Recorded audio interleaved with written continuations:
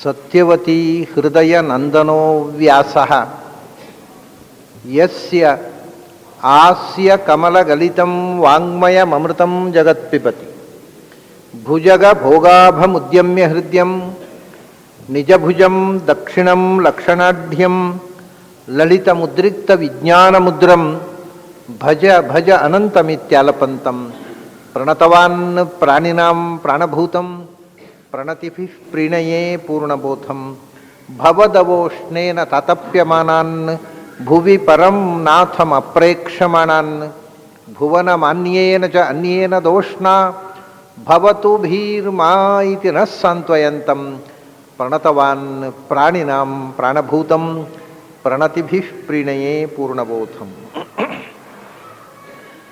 ನಾರಾಯಣಂ ಸುರಗುರುಂ ಜಗದೇಕನಾಥಂ ಭಕ್ತಪ್ರಿಯಂ ಸಕಲಲೋಕನಮಸ್ಕೃತಂಚ ತ್ರೈಗುಣ್ಯವರ್ಜಿತಮಜಂ ವಿಭುಮಾದ್ಯಮೀಶಂ ವಂದೇ ಭವಘ್ನಂ ಅಮರಾಸುರಸಿದ್ಧವಂದ್ಯಂ. ನಾರಾಯಣಂ ನಮಸ್ಕೃತ್ಯ ನರಂಚೈವ ನರೋತ್ತಮಂ ದೇವೀಂ ಸರಸ್ವತೀಂ ವ್ಯಾಸಂ ತತೋ ಜಯಮುದೀರಯೇತ್. ನನ್ನ ಅಧ್ಯಾತ್ಮ ಬಂಧುಗಳೇ,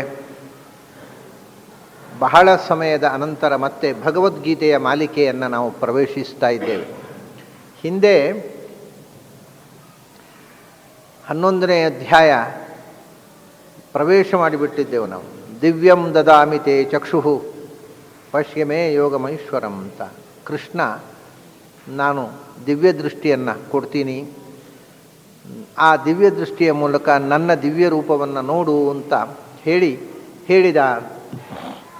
ಆಮೇಲೆ ನಾವು ಹೇಳಿದರೂ ನಮಗೆ ದಿವ್ಯ ದೃಷ್ಟಿ ಬರಲೇ ಇಲ್ಲ, ನಾವು ನೋಡಲೇ ಇಲ್ಲ ಮುಂದಿನ ಭಾಗವನ್ನು. ಮುಂದೆ ಏನು ಮಾಡಿದ ಕೃಷ್ಣ? ಅರ್ಜುನನಿಗೆ ದಿವ್ಯ ದೃಷ್ಟಿ ಕೊಟ್ಟ ಮೇಲೆ ಅರ್ಜುನ ಏನನ್ನು ಕಂಡ? ಅರ್ಜುನ ಏನನ್ನು ಕಂಡ ಅನ್ನುವುದನ್ನು ಇವನು ಸಂಜಯ ಏನು ಕಂಡ ಅದನ್ನು ಹೇಳ್ತಾನೆ ಅವನು. ವಿಷಯ ಏನು ಅಂದರೆ, ಅರ್ಜುನ ಕಂಡದ್ದನ್ನು ಸಂಜಯನೂ ಕಂಡಿದ್ದಾನೆ.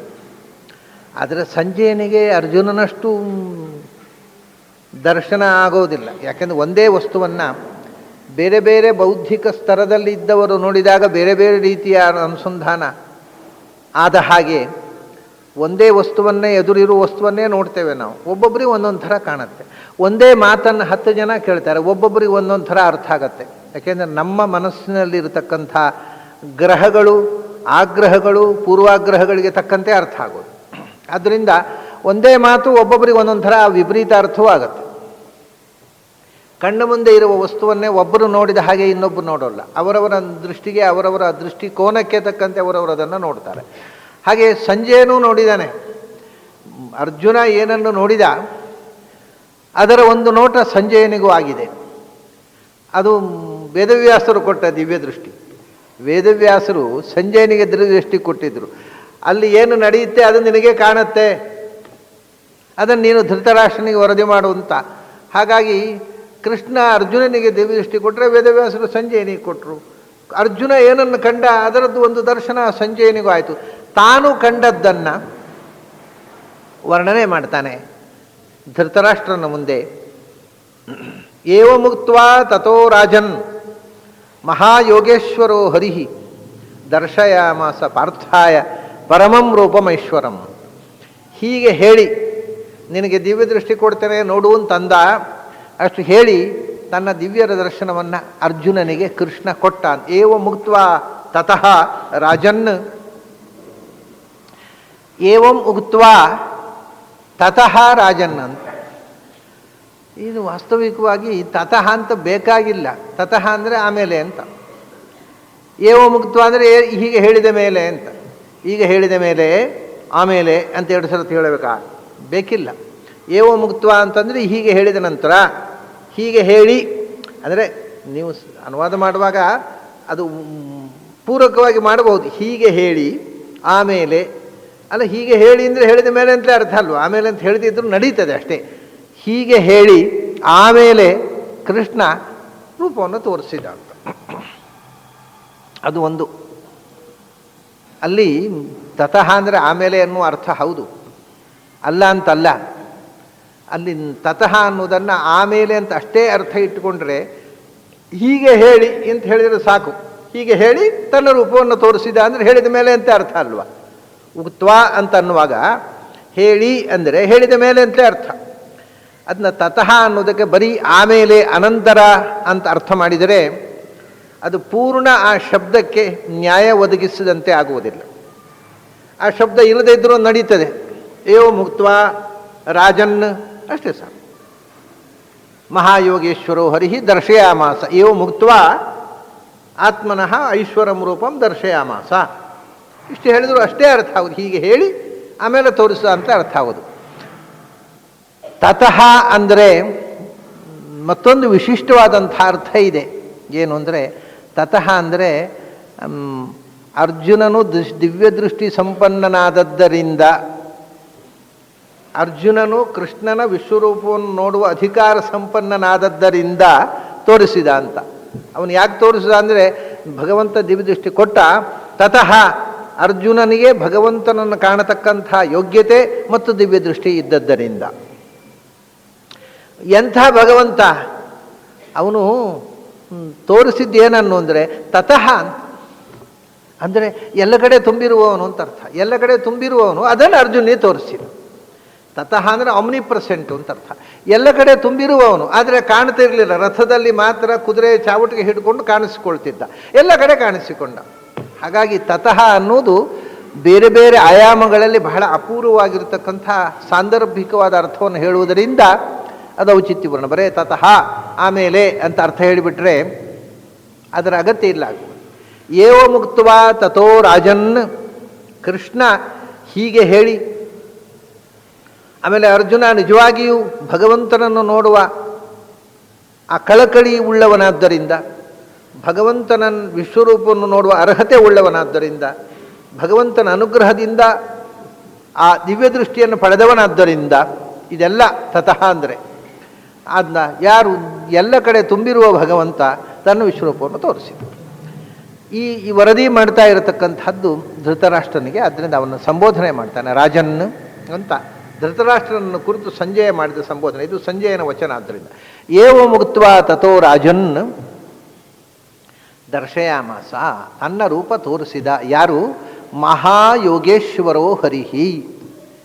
ಇಲ್ಲಿ ಪ್ರಾಯ ಇಡೀ ಗೀತೆಯಲ್ಲಿ ಎಲ್ಲಿಯೂ ಒಂದು ಈ ವಿಶೇಷಣ ಬರಲಿಲ್ಲ. ಕೃಷ್ಣನಿಗೆ ಒಂದು ಯೋಗೇಶ್ವರ ಅನ್ನೋದು ಬಂದಿದೆ ಕೊನೆಗೆ, ಯತ್ರ ಯೋಗೇಶ್ವರ ಕೃಷ್ಣ ಅಂತ ಕೊನೆಗೂ ಬಂದಿದೆ.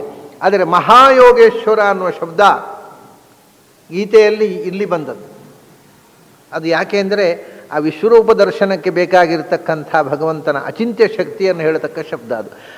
ಯೋಗ ಅಂತಂದರೆ ಎರಡು ಯೋಗ ಶಬ್ದ.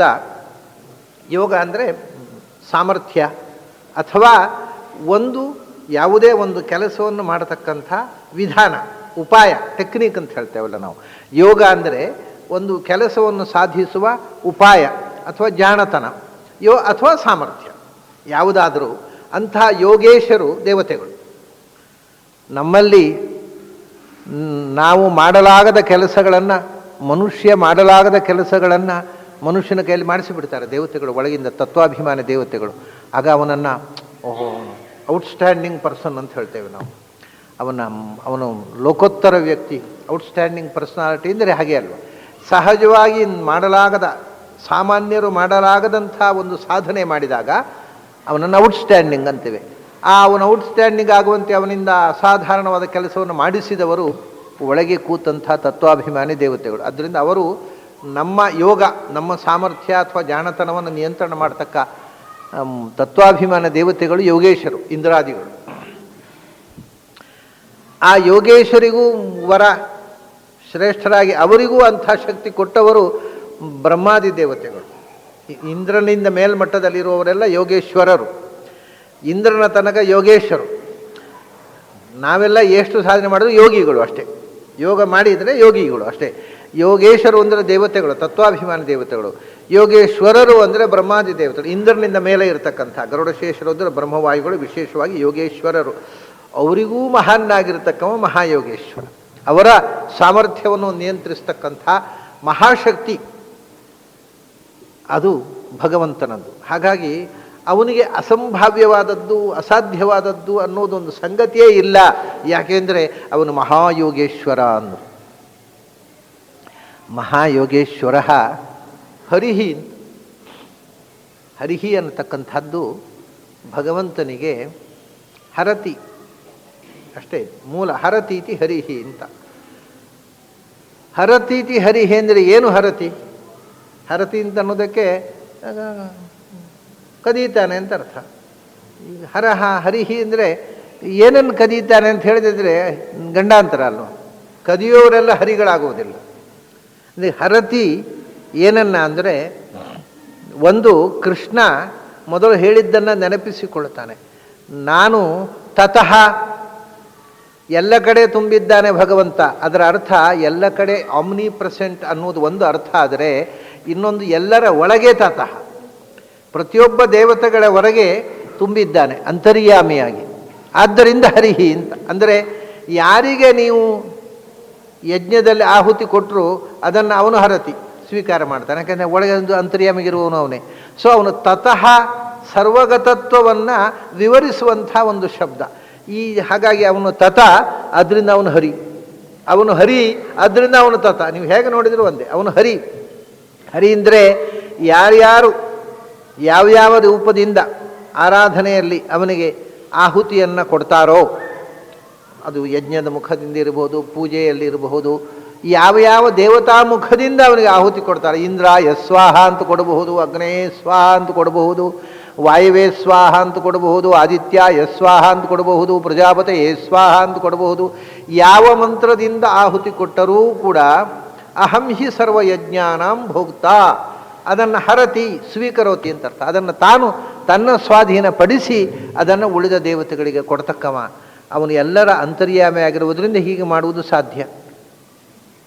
ಹರಿಹಿ ಹರತಿ ಅಂದರೆ ಯಾರು ಯಾವ ದೇವತೆಗಳಿಗೆ ಏನು ಕೊಟ್ಟರು ಅದು ಅವನಿಗೆ ಸಲ್ಲುತ್ತೆ. ನಮಗೆ ಗೊತ್ತಿರಲಿಲ್ಲ, ಗೊತ್ತಿದ್ದು ಕೊಟ್ಟರೆ ಆ ಪುಣ್ಯ ನಮಗೆ ಸಲ್ಲುತ್ತೆ, ಇಲ್ಲದ್ರೆ ಅವನಿಗೆ ಮಾತ್ರ ಸಲ್ಲುತ್ತೆ, ನಮಗೇನೂ ಸಲ್ಲೋಲ್ಲ. ನಾವು ಆ ತಿಳುವಳಿಕೆ ಇಲ್ಲದೆ ಕೊಟ್ಟುಬಿಟ್ರೆ. ಎಷ್ಟೋ ಮಂದಿಗೆ ವಿಚಿತ್ರವಾದಂಥ ತಪ್ಪು ಕಲ್ಪನೆಗಳಿವೆ. ಈ ಅಂತರ್ಯಾಮಿ ಕಾನ್ಸೆಪ್ಟೇ ಬಹಳ ಜನಕ್ಕೆ ಗೊತ್ತಿಲ್ಲ. ಅವರು ಅಷ್ಟೇ ಅಲ್ಲ, ಕೆಲವರು ಹೇಳುವುದು ಕೂಡ ಕೇಳಿದ್ದೇನೆ ನಾನು. ಏನಿದು, ಅದೇನೋ ಅದು ಎಲ್ಲವನ್ನು ದೇವರಿಗೆ ಕೊಟ್ಟರೆ ಈ ಇತರ ದೇವತೆಗಳಿಗೆ ಹೊಟ್ಟೆ ತುಂಬುವುದು ಹೇಗೆ? ಅದೆಲ್ಲ ಅಸಂಗತ. ಅದರಿಂದ ಆಯಾ ದೇವತೆಗಳಿಗೆ ಹೊಟ್ಟೆ ತುಂಬಬೇಕಾದ್ರೆ ಅವರವರಿಗೆ ಹೆಸರಿಗೆ ಕೊಡಬೇಕು ಅಂತ. ಏನು ಇವರು ಆಹುತಿ ಕೊಟ್ಟು ಹೊಟ್ಟೆ ತುಂಬಬೇಕಾ ಅವರಿಗೆ?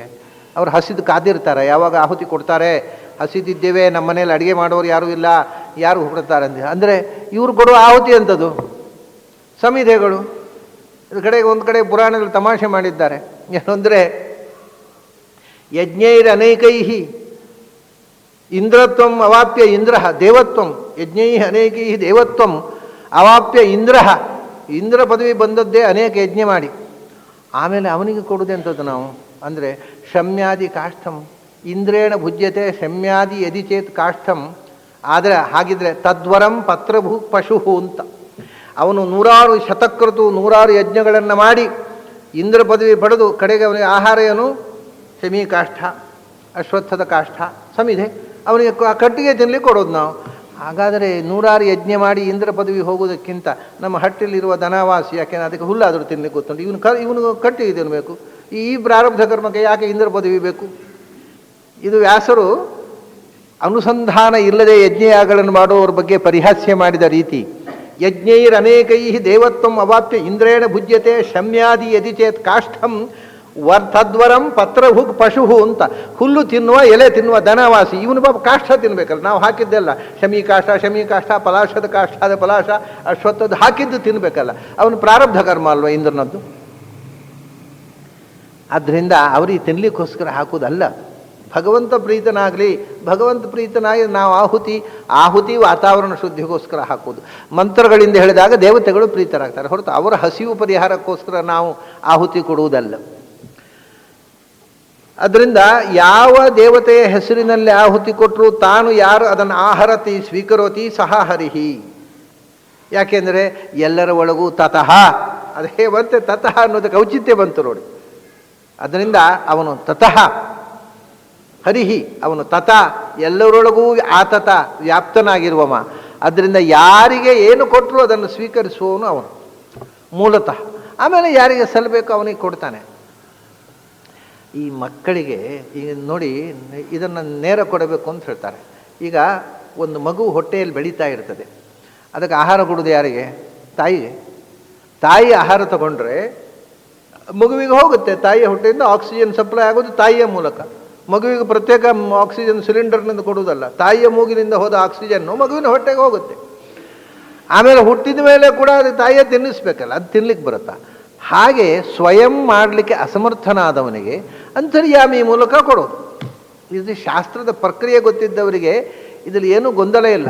ಈ ಶಾಸ್ತ್ರದ ಬಗ್ಗೆ ಏನೂ ಗೊತ್ತಿಲ್ಲದೆ ಶಾಸ್ತ್ರದ ಬಗ್ಗೆ ಮಾತಾಡ್ತಾರೆ ನೋಡಿ, ಅಂಥವ್ರಿಗೆ ಜಾಸ್ತಿ. ಈಗ ಶಾಸ್ತ್ರದ ಬಗ್ಗೆ ಏನೂ ಗೊತ್ತಿಲ್ಲದೆ ಶಾಸ್ತ್ರದ ಬಗ್ಗೆ ಅಧಿಕೃತವಾಗಿ ಕಮೆಂಟ್ ಮಾಡೋದು,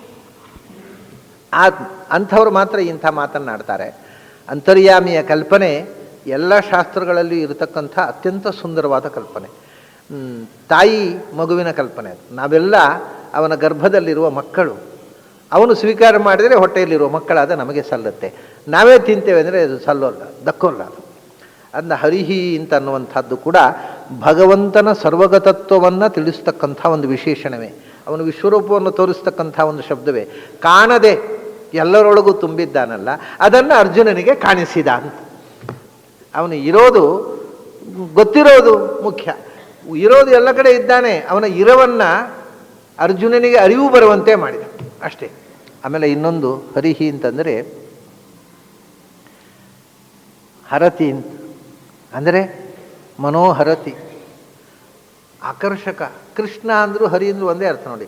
ಕರ್ಷತೀತಿ ಕೃಷ್ಣ, ಮನೋಹರತೀತಿ ಹರಿಹಿ. ಇಡೀ ವಿಶ್ವದ ಮನಸ್ಸನ್ನು ಆಕರ್ಷಣೆ ಮಾಡಿದಂಥ ಸೌಂದರ್ಯ ಸಾಕಾರ ಮೂರ್ತಿ, ಅತ್ಯಂತ ಅದ್ಭುತ. ತಮದ್ಭುತಂ ಬಾಲಕಂ ಅಂಬುಜಕ್ಷಣಂ ಸಾಕ್ಷಾನ್ ಮನ್ಮಥ ಮನ್ಮಥ. ಮನ್ಮಥನೂ ಮೋಹಗೊಳ್ಳುವ ರೂಪ. ಅಂಥ ಲೋಕೈಕ ಸುಂದರ, ಎಲ್ಲರ ಮನಸ್ಸನ್ನು ಆಕರ್ಷಿಸುವಂಥ ಹರಿ. ಆಮೇಲೆ ನಮ್ಮ ದುಃಖಗಳನ್ನು ಪರಿಹರತಿ, ದುಃಖಗಳನ್ನು ಪರಿಹರಿಸುವವನು. ಸಂಸಾರದಿಂದ ಹರತಿ, ಮೇಲಕ್ಕೆ ಕೊಂಡೊಯ್ದು ನಮ್ಮನ್ನು ಉದ್ಧಾರ ಮಾಡತಕ್ಕಂಥವ. ಯಾಕೆ ಮನೋಹರತಿ ಅಂದರೆ ಅವನು ವರ್ಣಶ್ಚ ಹರಿತೋ ಮಮ ಅಂತಾರೆ. ಅವನು ಹರಿದ್ವರ್ಣ ಅಂತ ಅಂದರೆ ನೀಲವರ್ಣ ಅಂತ. ಹರಿತ ಅನ್ನೋದಕ್ಕೆ ಅನೇಕ ಅರ್ಥ ಇದೆ. ನೀಲವರ್ಣದವನಾದ್ದರಿಂದ ಅವನು ನೋಡಿದರೆ ಎಲ್ರಿಗೂ ಹುಚ್ಚಂತೆ. ಇದನ್ನು ಸ್ವಲ್ಪ ಕನ್ನಡದಲ್ಲಿ ಅನುವಾದ ಮಾಡಿದರೆ, ಕೃಷ್ಣನನ್ನು ನೋಡಿದರೆ ಎಲ್ಲರಿಗೂ ಆಕರ್ಷಣೆ, ಸೆಳೆತ. ಯಾಕೆಂದರೆ ಅವನು ಕಪ್ಪಿದ್ದ, ಬಿಳಿ ಇರಲಿಲ್ಲ, ಆದ್ದರಿಂದ. ಓಹೋ, ಹಾಗಾದ್ರೆ ಬಿಳಿ ಚಂದ ಅಲ್ಲ ಅಂತ. ಬಿಳಿ ಅನ್ನೋದು ನಿಜವಾದ ಚಂದ ಅಲ್ಲ, ಕಪ್ಪಿದ್ದ, ಆದ್ದರಿಂದ ಹರಿ. ಅವನು ಕೃಷ್ಣ, ಆದ್ದರಿಂದ ಹರಿ. ಕಪ್ಪು ಅಂದರೆ ಮೈ ಬಣ್ಣ ಅಲ್ಲ, ಬರೀ ಮೈ ಬಣ್ಣವನ್ನು ಹೇಳೋದಲ್ಲ ಅವರು. ಕಪ್ಪು ಅನ್ನೋದು ಮೈಯ ಬಣ್ಣವೂ ಹೌದು. ಎಣ್ಣೆ ಕಪ್ಪು ಅಂತ ನಾವು ಹೇಳ್ತೇವಲ್ಲ, ತುಂಬ ತೀರ ಬಿಳುಪಾಗಿದ್ದರೆ ಅದು ಲಕ್ಷಣ ಅಲ್ಲ ಅಂತ ಪ್ರಾಚೀನರು ಒಪ್ತಿರಲಿಲ್ಲ. ಎಣ್ಣೆ ಕಪ್ಪು ಅದು ಅರಲಿ. ಕಪ್ಪು ಅಥವಾ ನೀಲ, ಹರಿದ್ವರ್ಣ ಅಂತ ಅನ್ನುವಂಥದ್ದು ದೇಹದ ಹೊರಗೆ ಬರತಕ್ಕಂಥ ನಮ್ಮ ಮನಸ್ಸಿನ ಭಾವನೆಗಳನ್ನು ಪ್ರತಿಫಲನ ಮಾಡತಕ್ಕಂಥ, ಹೊರಗೆ ಆವರಣವಾಗಿ ಬರತಕ್ಕಂಥ ಕಿರಣಗಳು, ಪ್ರಭಾವಳಿ. ದೇವಸ್ಥಾನದ ದೇವರಿಗೆ ನಾವು ತಾಮ್ರದ್ದು, ಹಿತ್ತಾಳೆದ್ದು, ಪಂಚಲೋಹದ್ದೋ, ಬೆಳ್ಳಿದ್ದೋ, ಬಂಗಾರದ್ದೋ ಪ್ರಭಾವಳಿ ಮಾಡಿಸ್ತೇವೆ. ಅದು ಯಾಕೆ ಅಂದರೆ ಇದೆ, ನಮಗೂ ಇದೆ ಪ್ರಭಾವಳಿ. ಅದು ಮನಸ್ಸು ಒಳಗಿನಿಂದ ಏನನ್ನು ಯೋಚಿಸ್ತಾ ಇದೆ, ಆ ಮನಸ್ಸಿನ ಎನರ್ಜಿಯನ್ನು ವರ್ಣರೂಪದಲ್ಲಿ ಹೊರಗಿಂದ ತೋರಿಸ್ತಾ ಇರ್ತದೆ. ಅದನ್ನು ನೋಡಲಿಕ್ಕೆ ಸ್ವಲ್ಪ ಸ್ಪೆಷಲ್ ಕಣ್ಣು ಬೇಕಾಗುತ್ತೆ, ದಿವ್ಯ ದೃಷ್ಟಿ. ಎಲ್ರಿಗೂ ಕಾಣೋದಿಲ್ಲ, ಅವರ ಪ್ರಭಾವಳಿಯೇ ಕಾಣೋದಿಲ್ಲ, ಇನ್ನೊಬ್ಬರದ್ದು ಏನು ಕಾಣೋದು. ಅದನ್ನು ನೋಡಬೇಕಾದ್ರೆ ಸ್ವಲ್ಪ ಕಣ್ಣಿಗೆ ತರಬೇತಿ ಬೇಕು, ಇಲ್ಲದಿದ್ದರೆ ಕಾಣೋದಿಲ್ಲ. ನಮ್ಮ bare eye cannot see the physical aura of a person. ಯಾರದ್ದು ಕಾಣಿಸೋಲ್ಲ. ಆ ಬಣ್ಣ ಅನ್ನೋದು ನಮ್ಮ ವ್ಯಕ್ತಿತ್ವದ ಬಣ್ಣ. ಅದು ಮೈಯ ಬಣ್ಣ ಅಲ್ಲ, ವ್ಯಕ್ತಿಯ ಬಣ್ಣ ಅಲ್ಲ, ವ್ಯಕ್ತಿತ್ವದ ಬಣ್ಣ. ನಾವು ಹೇಳ್ತೇವಲ್ಲ, ಈ ಅವನ ಬಣ್ಣ ಬಯಲಾಯ್ತು ರೀ, ಏನೋ ಅಂತ ತಿಳ್ಕೊಂಡಿದ್ದೆ, ಇವತ್ತು ಗೊತ್ತಾಯ್ತು ಅವನ ಬಣ್ಣ ಬಯಲಾಯಿತು ಅಂದರೆ ಅವನ ವ್ಯಕ್ತಿತ್ವ ಗೊತ್ತಾಯಿತು ಅಂತ. ಆ ವ್ಯಕ್ತಿತ್ವದ ಬಣ್ಣ. ಆ ಬಣ್ಣಗಳಿಗೆ ಅರ್ಥ ಇದೆ. ಕಲರ್ಸ್ ಅವು ಇಂಡಿಕೇಟ್ ಸರ್ಟನ್ ಕ್ವಾಲಿಟೀಸ್, ಕ್ಯಾರೆಕ್ಟರ್ಸ್. ಒಬ್ಬ ಮನುಷ್ಯನ ದೇಹದಲ್ಲಿ, ದೇಹದ ಸುತ್ತ ನೀಲ, ಹರಿತಂದ್ರೆ ನೀಲ ಅಂತ ಹೇಳಿದೆ, ನೀಲವರ್ಣದ ಕಿರಣಗಳಿದ್ದರೆ ಅದು ಅಗಾಧವಾದ ವ್ಯಕ್ತಿತ್ವ ಅಂತ ಅರ್ಥ, ಅಗಾಧವಾದ ಜ್ಞಾನದ ವ್ಯಕ್ತಿತ್ವ ಅಂತ. ಯಾಕೆಂದರೆ ಡೆಪ್ತು, ಅಗಾಧತೆಯನ್ನು ನೀಲವರ್ಣ ರೆಪ್ರೆಸೆಂಟ್ ಮಾಡುತ್ತೆ. ಸಮುದ್ರ ಅಗಾಧ ನೀಲವಾಗಿದೆ, ಆಕಾಶ ಅಗಾಧ ನಿಮಗೆ ನೀಲವಾಗಿ ಕಾಣುತ್ತೆ. ಅದರಿಂದ ಹಿಂದಿನವರು ನೀಲವರ್ಣ ಅನ್ನೋದು ಅಗಾಧತೆಯ ಸಂಕೇತ. ಹಾಗಾಗಿ ಕೃಷ್ಣ ನೀಲಮೇಘ ಶ್ಯಾಮ, ಅವನ ಸುತ್ತ ನೀಲವರ್ಣದ ಆ ಒಂದು ಪ್ರಕಾಶದ ಆವರಣ ಇದೆ. ಅದನ್ನು ಕಾಣಬಹುದು, ಧ್ಯಾನದಲ್ಲಿ ಕಾಣಬಹುದು. ಅದರಿಂದ ಕೃಷ್ಣನನ್ನು ಧ್ಯಾನ ಮಾಡಿದವರು ಆ ನೀಲವರ್ಣದ ಪ್ರಭೆ ಮೈಯಿಂದ ಚಿಮ್ಮುವುದನ್ನು ಕಂಡರು. ಆದ್ದರಿಂದ ಅವನು ಹರಿ. ನೀಲವರ್ಣದ ಪ್ರಭೆಯಿಂದ ಅಗಾಧವಾದ ಜ್ಞಾನವನ್ನು ಸೂಸ್ತಕ್ಕಂಥ ರೂಪ. ಸಾಮಾನ್ಯ ತುಂಬ ಜ್ಞಾನಿಗಳ ಮೈಯಲ್ಲಿಂದ ಕೂಡ ಅಂಥ ನೀಲವರ್ಣದ ಪ್ರಭೆ ಬರುತ್ತೆ. ಬೇರೆ ಬೇರೆ ಬಣ್ಣಗಳಿರ್ತವೆ. ಇನ್ನೊಂದು ಸಮೃದ್ಧಿ, ತುಂಬ ಸಮೃದ್ಧಿ ಇದ್ದರೆ ಆವಾಗ ಒಂದು ರೀತಿಯಿಂದ ಹಸಿರು ಬಣ್ಣ, ಆನಂದ, ಸೌಮ್ಯವಾಗಿದ್ದರೆ ಬದುಕು ಅದೊಂಥರ ಹಳದಿ ಬಣ್ಣ, ಏನು ಬೇಡ ಜೀವನದಲ್ಲಿ ಅಂತ ಇದ್ದರೆ ಒಂದು ರೀತಿಯ ಕಾವಿಶಾಟಿಯ ಸ್ವಲ್ಪ ಆ ಬಣ್ಣ, ಕಾವಿ ಬಣ್ಣ. ತುಂಬ ಕೋಪ ಬಂದರೆ ಇನ್ನೊಬ್ಬರ ಮೇಲೆ ಹೊಟ್ಟೆಗಿಚ್ಚು ಕೋಪ ತುಂಬ ಇದ್ದರೆ ನೆತ್ತರಿನ ಬಣ್ಣ. ಏನೂ ಇಲ್ಲದೆ ತಲೆ ಒಳಗೆ ಬೈಹುಲ್ಲಿದ್ದರೆ ಬೂದು ಬಣ್ಣ. ಇದೆಲ್ಲ ಆಗುತ್ತೆ. ಹೊರಗಿನಿಂದ ಆ ಬಣ್ಣಗಳು ನಮ್ಮ ನಿಜವಾದ ವ್ಯಕ್ತಿತ್ವವನ್ನು ರಿಪ್ರೆಸೆಂಟ್ ಮಾಡ್ತವೆ. ಕೃಷ್ಣ ನೀಲವರ್ಣ, ಅಗಾಧವಾಗಿರತಕ್ಕಂಥ ಜ್ಞಾನದ ಕಡಲು ಅದು. ಆದ್ದರಿಂದ ಹರಿ. ಅದೆಲ್ಲ ಯಾಕೆಂದರೆ ಅವನು ಕೃಷ್ಣ ಮುಂದೆ ವಿಶ್ವರೂಪ ತೋರಿಸುವುದಕ್ಕೆ ಬೇಕಾಗಿರ್ತಕ್ಕಂಥ ಅನುಗುಣವಾಗಿರ್ತಕ್ಕ ವಿಶೇಷಣಗಳನ್ನು ಕೊಟ್ಟ ನೋಡಿ. ಮಹಾಯೋಗೇಶ್ವರ ಹರಿಹಿ ತತಃ, ಎಲ್ಲೆಡೆ ತುಂಬಿದವ.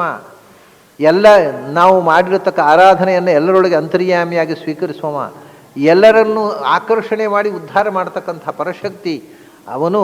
ದರ್ಶಯಾಮಾಸ ಪಾರ್ಥಾಯ, ಅರ್ಜುನನಿಗೆ ತನ್ನ ರೂಪವನ್ನು ತೋರಿಸಿದ. ಪಾರ್ಥಾಯ ದರ್ಶಯಾಮಾಸ. ಪಾರ್ಥ ಅನ್ನುವ ಶಬ್ದ ನಾನು ಹಿಂದೆ ಗೀತೆ ಬಗ್ಗೆ ಪ್ರತಿ ಬಾರಿ ಹೇಳುವಾಗಲೂ ಒಂದು ಎಚ್ಚರ ಕೊಟ್ಟಿದ್ದೇನೆ. ಏನು ಅಂದರೆ ಪಾರ್ಥ ಅಂತ ಅಷ್ಟೇ ಅಲ್ಲ, ಯಾವ ಶಬ್ದ ಬಂದರೂ ಅರ್ಜುನನ ವಾಚಕವಾಗಿರ್ತಕ್ಕಂಥ ಶಬ್ದ ಏನೇನು ವಿಶೇಷಣಗಳು ಬರ್ತಾವೆ ಗೀತೆಯಲ್ಲಿ ಅದಷ್ಟು ಕೂಡ ಒಬ್ಬ ಸಾಧಕನಿಗೆ ಅನ್ವಯವಾಗಿಯೂ ನೋಡಬೇಕು ಅಂತ. ಯಾಕೆಂದರೆ ಪಾರ್ಥ ಅರ್ಜುನ ಇಲ್ಲಿ ಸಾಧಕನಾಗಿ ಬಂದವ, ಭಗವಂತ ಮತ್ತು ಭಗವಂತನ ಉಪಾಸನೆ ಮಾಡ್ತಕ್ಕಂಥ ಜೀವ. ಇದೇ ಅರ್ಜುನ ಮತ್ತು ಕೃಷ್ಣ. ಹಾಗಾಗಿ ಅರ್ಜುನನಿಗೆ ಏನು ವಿಶೇಷಣಗಳು ಬರ್ತಾವೆ ಅವೆಲ್ಲ ನಮ್ಮ ಸಾಧನೆಯಲ್ಲಿ ಪೂರಕವಾಗಿರತಕ್ಕಂಥ ವಿಶೇಷಣ. ಅಂದರೆ ಅರ್ಜುನ ಪಾರ್ಥ, ಅವನು ಪೃಥೇ ಮಗ, ಆದ್ದರಿಂದ ಅವನಿಗೆ ಪಾರ್ಥ ಅಂತ ಹೆಸರು. ಕುಂತಿಯ ಮಗ, ಪೃಥ ಅಂದರೆ ಕುಂತಿ, ಕುಂತಿಯ ಮಗ ಆದ್ದರಿಂದ ಅವನಿಗೆ ಪಾರ್ಥ ಅಂತ ಕರೆದರು. ಅದು ಅರ್ಜುನನ ಹೆಸರಾಯಿತು. ಅದನ್ನು ಒಬ್ಬ ಸಾಧಕನು ಪಾರ್ಥನಾಗಬೇಕು. ಪಾರ್ಥ ಅನ್ನೋದಕ್ಕೆ ನಾನು ಹಿಂದೆ ಹೇಳಿದ್ದೆ, ನೆನಪಿಸುವುದಕ್ಕೋಸ್ಕರ ಇದನ್ನು ಮತ್ತೊಮ್ಮೆ ಅದರ ನಿರ್ವಚನವನ್ನು ಹೇಳ್ತೇನೆ. ಮೂಲತಃ ವ್ಯಾಕರಣದಲ್ಲಿ ಪಾರಧಾತುವಿನಿಂದ ಹುಟ್ಟಿದ ಶಬ್ದ ಪಾರ್ಥ ಅಂತ. ತೀರ ಮತ್ತು ಪಾರ ಅಂತ ಎರಡು ಅರ್ಥಗಳು, ಅಂದರೆ ಕೊನೆ ಮುಟ್ಟುವುದು ಅಂತ. ತೀರ ಪಾರ, ತೀರದಿಂದ ತೀರ್ಥ ಆಯಿತು, ಪಾರದಿಂದ ಪಾರ್ಥ ಆಯಿತು. ತೀರ ಪಾರ, ಪಾರಗಮನೆ ಅಂತ ಧಾತು, ಅಂದರೆ ದಡ ಸೇರಿದವರು ಅಂತ. ಈ ಕಡಲಿನ ದಡ ಸೇರಿದವರು ಅಪರೋಕ್ಷ ಜ್ಞಾನಿ ಅಂತ ಅರ್ಥ. ಜ್ಞಾನದಿಂದ ಈ ಸಂಸಾರದ ದಡವನ್ನು ಆಚೆಯ ದಡ ಸೇರಿದವರು, ಭಗವಂತನನ್ನು ಸಾಕ್ಷಾತ್ಕರಿಸಿಕೊಂಡು ಆಚೆಯ ದಡ ಸೇರಿದವರು ಪ್ರತಿಯೊಬ್ಬರೂ ಆಗಬೇಕು. ಪ್ರತಿಯೊಬ್ಬರೂ ಈ ಅರ್ಥದಲ್ಲಿ ಪಾರ್ಥರಾಗಬೇಕು. ಈ ಕಡಲಿನಲ್ಲಿ ಈಜಿತಾ ಇರುವ ನಾವು ಒಂದು ದಿನ ಈಜಿ ಆಚೆಯ ದಡ ಸೇರಬೇಕು. ಅದೇ ಪಾರ್ಥನಾಗೋದು. ಅದಕ್ಕೇನು ಮಾಡಬೇಕು? ಪಾರ್ಥರಾಗಬೇಕು. ಅಂದರೆ ಅರ್ಥ ಏನಿದೆ, ವೇದಾರ್ಥ, ವೇದದಲ್ಲಿ ಹೇಳಿರತಕ್ಕಂಥ ಅರ್ಥ ಯಾವುದು? ವೇದಾರ್ಥ ಭಗವಂತನೇ. ಪ್ರತಿಯೊಂದು ಶಬ್ದದಿಂದ ವಾಚ್ಯನಾದಂಥ ಭಗವಂತನೇ ವೇದಾರ್ಥ. ಅವನ ಪಾನ, ಗುಣಪಾನ, ಅರ್ಥಾನುಸಂಧಾನ, ವೇದ ಪಾಲನೆ, ವೇದಾರ್ಥ ಪಾನ ಮಾಡಿದಾಗ ಪಾರ್ಥ ಆಗ್ತೇವೆ. ಆಗ ಪಾರಗಮನ, ದಡ ಹಾಯತಕ್ಕಂಥ, ಈ ದಡ ಸೇರತಕ್ಕಂಥದ್ದು ಸಾಧ್ಯವಾಗುತ್ತೆ. ಇದು ಪ್ರತಿಯೊಬ್ಬ ಸಾಧಕನೂ ಈ ಅರ್ಥದಲ್ಲಿ ಪಾರ್ಥನಾಗಬೇಕು. ಅರ್ಜುನ ಆಗಿದ್ದ, ಅವನು ವೇದಾರ್ಥ ಪಾನವೂ ಮಾಡಿದ್ದ, ಭಗವದ್ ಗುಣಾನುಸಂಧಾನ ಮಾಡಿದ್ದ, ಗುಣಪಾನ, ಆದ್ದರಿಂದ ಅವನು ವೇದರಕ್ಷಣೆಯನ್ನು ಮಾಡಿದ್ದ, ಅದರಲ್ಲಿಯೂ ಪಾರ್ಥ. ಆಮೇಲೆ ಪಾರಗಮನ, ದಡ ಹಾಯಿ ಆಚೆ ದಡ ಸೇರುವ ಒಂದು ಅರ್ಹತೆಯನ್ನು ಪಡೆದಿದ್ದ. ಅಷ್ಟೇ ಅಲ್ಲದೆ ಅವನು ಪೃಥೇ ಮಗನಾಗಿಯೂ ಪಾರ್ಥನಾಗಿದ್ದ. ಹೀಗೆ ಎಲ್ಲ ದಿಸೆಯಿಂದಲೂ ಪಾರ್ಥನಾಗಿದ್ದ ಅರ್ಜುನನಿಗೆ ಕೃಷ್ಣ ದರ್ಶಯಾಮಾಸ ಏನನ್ನ? ಪರಮಂ ರೂಪಮೈಶ್ವರಂ ಅಂತ ಹೇಳಿದ್ರು. ಇಲ್ಲಿ ಪರಮಂ ರೂಪಂ, ಸರ್ವೋತ್ತಮವಾದ ರೂಪವನ್ನು ತೋರಿಸಿದ ಅಂತ. ರೂಪವೂ ಸರ್ವೋತ್ತಮ ಅಂತ ಯಾಕೆ ಕೃಷ್ಣ ಹೇಳಿದ ಅಂದರೆ ಭಗವಂತನೂ ಸರ್ವೋತ್ತಮ, ಭಗವಂತನ ರೂಪವೂ ಸರ್ವೋತ್ತಮ. ಯಾಕೆಂದರೆ ಭಗವಂತ ಬೇರೆ ಅಲ್ಲ, ಭಗವಂತನ ರೂಪ ಬೇರೆ ಅಲ್ಲ. ಆ ವಿಶ್ವರೂಪ ಅವನ ವಿಶ್ವರೂಪ ಅಲ್ಲ, ಅವನೇ ವಿಶ್ವರೂಪ. ಅವನ ರೂಪ ಅವನು ರೂಪ, ಇದು ಭಗವಂತನೇ. ಅದರಿಂದ ಪರಮಂ ಐಶ್ವರಂ, ಎರಡು ಥರ. ಐಶ್ವರಂ ಅಂದರೆ ಸರ್ವಸಮರ್ಥನಾದ ಭಗವಂತನಿಗೆ ಸಂಬಂಧಪಟ್ಟ, ಆದರೆ ಸಂಬಂಧಪಟ್ಟ ರೂಪವೂ ಹೌದು, ಅವನೆಯೂ ಹೌದು. ಅವನ ರೂಪವೂ ಹೌದು, ಅವನೇ ರೂಪವೂ ಹೌದು. ಅದಕ್ಕೋಸ್ಕರ ಐಶ್ವರಂ ರೂಪ ಅಂತ. ಇವನು ಕೃಷ್ಣನ ಬಳಿ ಅರ್ಜುನ ಕೇಳಿದ್ದು ನಿನ್ನ ರೂಪವನ್ನು ತೋರಿಸು ನನಗೆ ಅಂತ, ನಿನ್ನ ಸ್ವರೂಪವನ್ನು ತೋರಿಸು ನನಗೆ, ನಿನ್ನ ದರ್ಶಯ ಆತ್ಮಾನಂ, ನಿನ್ನನ್ನು ತೋರಿಸು ಅಂತ ಹೇಳಿದ್ದು. ಆಗ ಅವನಿಗೆ ಉತ್ತರ ಕೊಟ್ಟದ್ದು ನನ್ನ ರೂಪವನ್ನು ನೋಡು. ಹಾಗಾದರೆ ನನ್ನ ರೂಪವೇ ನಾನು ಅಂತ ಹೇಳಿದಾಗ ಆಯ್ತಾ? ಅರ್ಜುನ ಕೇಳಿದ್ದು ನಿನ್ನ ರೂಪ ತೋರಿಸು ಅಂತಲ್ಲ, ನಿನ್ನನ್ನು ತೋರಿಸು. ದರ್ಶಯ ಆತ್ಮಾನಮವ್ಯಯಂ. ಆಗ ಉತ್ತರನು ಪಶ್ಯಮೇ ರೂಪಂ ಐಶ್ವರಂ ಪರಮಂ ರೂಪಂ ಐಶ್ವರಂ. ನನ್ನ ಈಶ್ವರೀಯ ಸಾಮರ್ಥ್ಯದಿಂದ ತುಂಬಿರುವ, ಅಂದರೆ ಸರ್ವಸಮರ್ಥವಾದ ಎಲ್ಲ ರೂಪಗಳು, ಎಲ್ಲವನ್ನೂ ಮಾಡುವ ಸರ್ವ ಸಾಮರ್ಥ್ಯವುಳ್ಳವುಗಳು ಅಂಥ ನನ್ನ ರೂಪವನ್ನು, ಆಮೇಲೆ ರೂಪಾಣಿ ಅಂತ ಹೇಳ್ತಾರೆ ಮುಂದೆ. ಹಾಗಾದರೆ ಒಂದೇ ರೂಪ ಅನೇಕ ರೂಪವಾಗುತ್ತೆ, ಅನೇಕ ಒಂದಾಗತ್ತೆ. ಆ ಒಂದು ಅಥವಾ ಅನೇಕ ಎಲ್ಲವೂ ಭಗವಂತನ ಸ್ವರೂಪ. ಇಷ್ಟು ವಿಷಯ ಅಲ್ಲಿ ಬಹುವಚನ, ಏಕವಚನ ಮತ್ತು ಮೇ ರೂಪ ಅಂತ ಹೇಳ್ತಾನೆ, ಮಮ ಆತ್ಮ ಅಂತ ನನ್ನ ಸ್ವರೂಪ ಅದು ಅಂತ ಹೇಳ್ತಾನೆ, ನನ್ನ ರೂಪ ಅಂತಾನೆ. ಏಕವಚನ ಹೇಳ್ತಾನೆ, ಪಶ್ಯರೂಪಾಣಿ ಅಂತಾನೆ ಬಹುವಚನ. ಹಾಗಾದರೆ ಏಕವಚನದಿಂದ ರೂಪಂ ಅಂತ ಹೇಳಿದ್ದೇ ರೂಪಾಣಿ. ಬಹುರೂಪಗಳು ಏಕರೂಪಗಳಿಗೂ ಭೇದ ಇಲ್ಲ, ಅವನು ಒಬ್ಬನೇ ಅನೇಕ ರೂಪದಿಂದ ಕಾಣಿಸಿಕೊಳ್ತಾನೆ. ಮತ್ತು ಅನೇಕ ಏಕ ಆಗಿರತಕ್ಕ ಎಲ್ಲ ರೂಪವೂ ಅವನ ಸ್ವರೂಪ. ಅದರಿಂದ ಅದು ಪರಮಂ. ಪರಮಂ ಅಂದರೆ ಸರ್ವೋತ್ತಮವಾಗಿರತಕ್ಕಂಥದ್ದು. ಒಂದು ದೃಷ್ಟಿಯಿಂದ ಪರಮ ಮಾ ಅಂದರೆ ರಮೆಗೂ ಗೋಚರವಾಗುತ್ತೆ. ಪೂರ್ಣ ಪ್ರಮಾಣದಲ್ಲಿ ಅರ್ಜುನನಿಗಲ್ಲ, ಸಂಜೀವನಿಗಲ್ಲ, ಸಾಕ್ಷಾತ್ ರಮೆಗೂ ಪೂರ್ಣ ಪ್ರಮಾಣದಲ್ಲಿ ಅಗೋಚರವಾದ್ದರಿಂದ ಅದು ಪರಮಂ ರೂಪಂ ಐಶ್ವರಂ, ಸರ್ವಸಮರ್ಥತೆಯನ್ನು ತುಂಬಿಕೊಂಡಿರ್ತಕ್ಕಂಥದ್ದು. ಸರ್ವಸಾಮರ್ಥ್ಯ, ಈಶ್ವರೀಯ ಸಾಮರ್ಥ್ಯ, ಪರಮಂ ರೂಪಂ ಐಶ್ವರಂ. ಹೀಗೆ ದರ್ಶಯಾಮಾಸ, ನೋಡು ಅಂತ ಹೇಳಿದ, ನೋಡು ಅಂತ ಹೇಳಿ ತೋರಿಸಿಬಿಟ್ಟ. ಯಾಕೆಂದರೆ ನೋಡು ಅಂತ ಹೇಳಿ ಸುಮ್ಮನೆ ಕೂತ್ರೆ ಕಾಣೋಲ್ಲ ಅರ್ಜುನನಿಗೆ. ಅವನು ನೋಡು ಅಂತ ಹೇಳಿ ಕೂತ್ರೆ ಆಗಲಿಲ್ಲ. ಈಗ ನಾವು ಬೇರೆ ವಿಷಯವನ್ನಾದರೆ ಅಲ್ಲಿ ನೋಡು ಅಂದರೆ ನಾವು ನೋಡ್ತೇವೆ, ಕಾಣುತ್ತೆ. ನೋಡು ಅಂತ ದೇವರು ಹೇಳಿದರೆ ನಮಗೆ ಕಾಣುವುದಿಲ್ಲ, ಅವನು ತೋರಿಸ್ಬೇಕು. ಆದ್ದರಿಂದ ಅದು ನೋಡು ಅಂತ ಹೇಳಿದ, ಮತ್ತು ಅವನಿಗೆ ತೋರಿಸೋದು. ಇಲ್ದಿರ ಬಾಬು ಅವನು ಏನು ನೋಡೋದು? ಕಣ್ಣು ಬಿಡಬೇಕಷ್ಟೇ, ಏನೂ ಕಾಣೋಲ್ಲ. ಭಗವಂತ ನೋಡು ನನ್ನನ್ನು ಅಂತ ಹೇಳಿ ಕೂತ್ಬಿಟ್ರೆ ಏನೂ ಕಾಣೋಲ್ಲ, ಅವನೇ ತೋರಿಸ್ಬೇಕು. ಕಣ್ಣಿಗೆ ಕಾಣದ ಸಂಗತಿಯನ್ನು ಕಣ್ಣು ಕಾಣುವಂತೆ ಮಾಡಬೇಕಾಗಿದ್ದರೆ ಅದು ಭಗವಂತನ ಅನುಗ್ರಹದಿಂದಲೇ ಆಗಬೇಕಲ್ವಾ? ಅದರಿಂದ ದರ್ಶಯಾಮಾಸ, ಅರ್ಜುನ ನೋಡಿದ. ಅರ್ಜುನ ನೋಡಿದ್ದು ದೊಡ್ಡ ಸಂಗತಿ ಅಲ್ಲ, ಯಾಕೆಂದರೆ ಕೃಷ್ಣ ತೋರಿಸಿದ, ಅರ್ಜುನ ನೋಡಿದ ಅಷ್ಟೇ. ಅದನ್ನು ನೋಡುವುದು ನಮ್ಮ ಕೈಯಲ್ಲಿಲ್ಲ, ತೋರಿಸುವವನ ಕೈಯಲ್ಲಿದೆ. ನೋಡುವಂದ ಮತ್ತು ತೋರಿಸಿದ. ಎಂಥ ರೂಪ! ಸಂಜಯ ಕಂಡ ಆ ವಿಸ್ಮಯ, ಅವನಿಗೂ ವಿಸ್ಮಯ ಆಯ್ತಲ್ಲ, ಅರ್ಜುನನಿಗೆ ಆದ ವಿಸ್ಮಯದ ಹಾಗೆ ಸಂಜಯ ಕಂಡ ರೂಪ. ಆಗ ಏನು ಕಂಡೆ ತಾನು ಅಂತ ಅನ್ನುವುದನ್ನು ಸಂಜಯ ಧೃತರಾಷ್ಟ್ರನಿಗೆ ವಿವರಿಸ್ತಾನೆ. ಕೃಷ್ಣ ಮೊದಲು ತನ್ನ ವಿಶ್ವರೂಪ ತೋರಿಸಿದ್ದು, ಒಬ್ಬೊಬ್ಬರಿಗೆ ಒಂದೊಂದು ರೀತಿಯ ವಿಶ್ವರೂಪ ತೋರಿಸಿದ್ದ. ಅದು ಅವರವರ ಯೋಗ್ಯತೆಗೆ ತಕ್ಕಂತೆ ಮೊದಲು ವಿಶ್ವರೂಪ ತೋರಿಸಿದ್ದು ಯಶೋದೆಗೆ. 2 ಬಾರಿ ವಿಶ್ವರೂಪ ತೋರಿಸಿದ್ದಾನೆ. ಒಂದು ಸರ್ತಿ ಎದೆ ಹಾಲು ಕುಡಿದು ಬಾಯ ಆಕಳಿಸುವಾಗ, ಮತ್ತೊಮ್ಮೆ ಸುಮ್ಮನೆ ಯಾರೋ ಮಕ್ಕಳು ಆಟಕ್ಕೆ ಹೋದಾಗ ಮಣ್ಣು ತಿಂದ ಕೃಷ್ಣ ಅಂತ ಹೇಳಿದಾಗ, ಹೌದೇನೋ ಮಣ್ಣು ತಿಂದ್ಯಾ, ತೆರಿ ಬಾಯಿ ಅಂತ ಬೈದ್ಲು ತಾಯಿ. ನೋಡಮ್ಮ ಅಂತ ಬಾಯಿ ತೆರೆದ. ಮಣ್ಣು ಅಲ್ಲ, ಬ್ರಹ್ಮಾಂಡ ಕಂಡಿತ್ತು. 2 ಬಾರಿ ತಾಯಿಗೆ ವಿಶ್ವರೂಪ ತನ್ನ ಬಾಯಲ್ಲೇ ತೋರಿಸಿದ್ದ ಕೃಷ್ಣ. ಆಮೇಲೆ ಸಂಧಾನಕ್ಕೆ ಹೋದಾಗ ಧೃತರಾಷ್ಟ್ರನಿಗೆ ವಿಶ್ವರೂಪ ತೋರಿಸಿದ್ದ. ಆದ್ದರಿಂದ ಧೃತರಾಷ್ಟ್ರ ಕುರುಡನಾದರೂ ಕೂಡ ಕೃಷ್ಣನ ವಿಶ್ವರೂಪವನ್ನು ನೋಡುವ ಭಾಗ್ಯ ಪಡೆದಿದ್ದ. ಈಗ ಸಂಜೆಯ ವರ್ಣನೆ ಮಾಡಿದಾಗ ಅದನ್ನು ನೆನಪಿಸಿಕೊಂಡು ಸಂತೋಷ ಪಡುವ ಭಾಗ್ಯ ಇದೆ ಅವನಿಗೆ.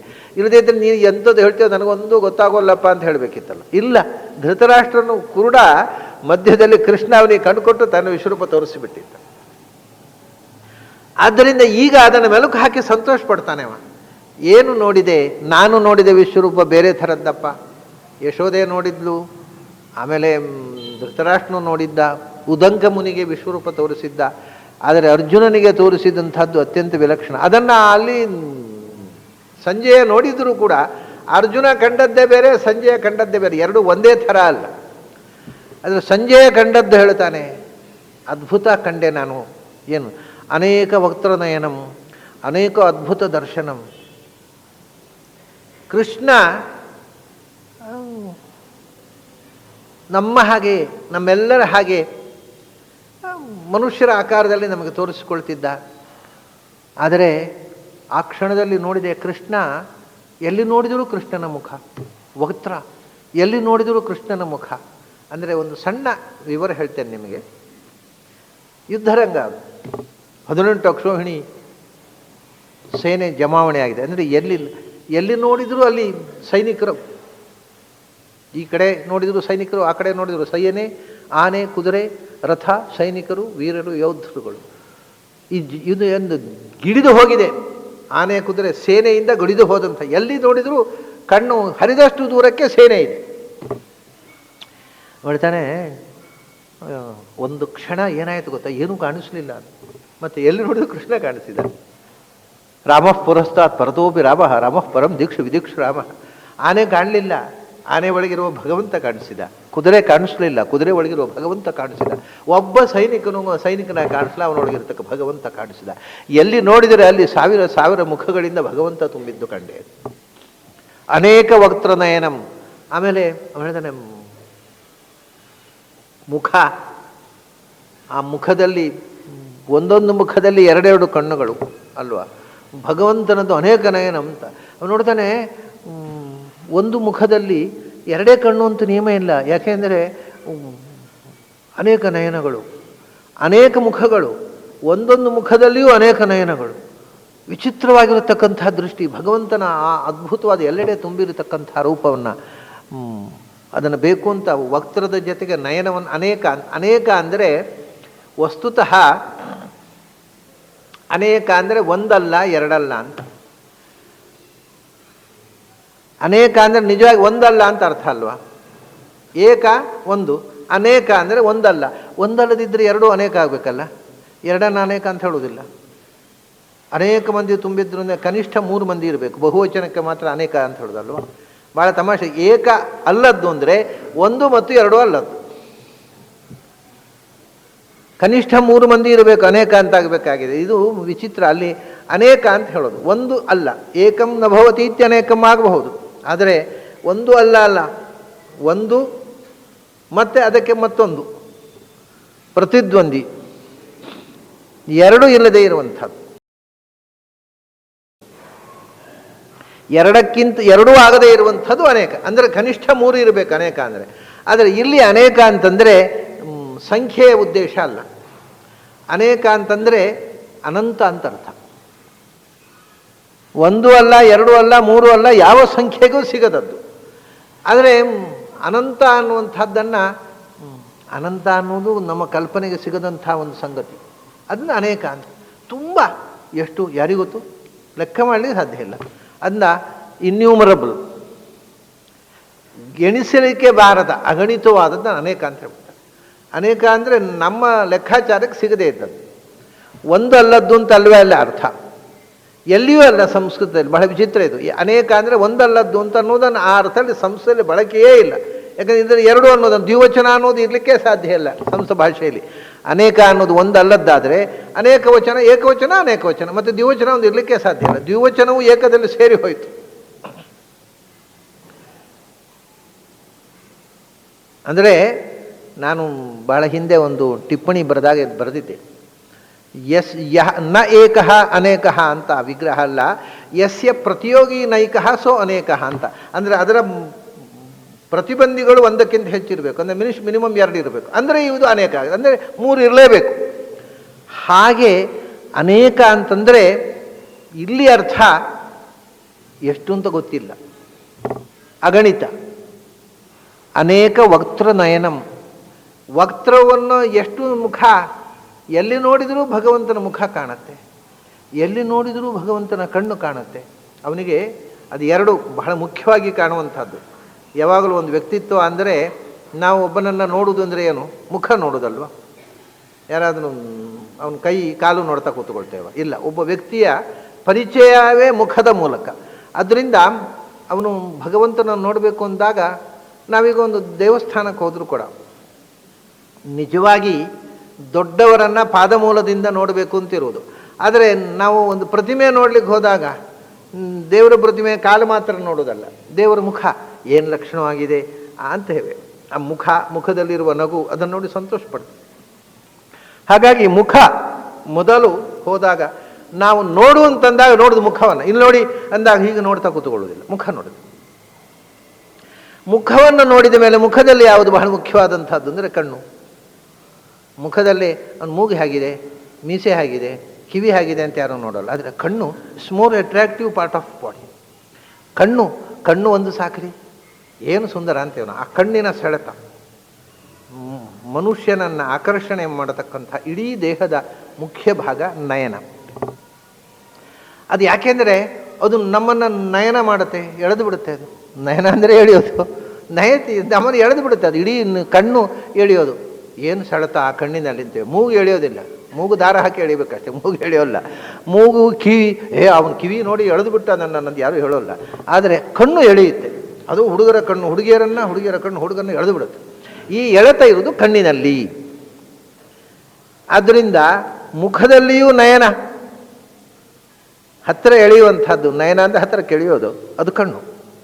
ಆದ್ದರಿಂದ ಒಂದು ವಸ್ತುವನ್ನು ನೋಡುವಾಗ ಮೊದಲು ನಾವು ಗಮನಿಸುವುದು ಮುಖದಲ್ಲಿ ಕಣ್ಣು.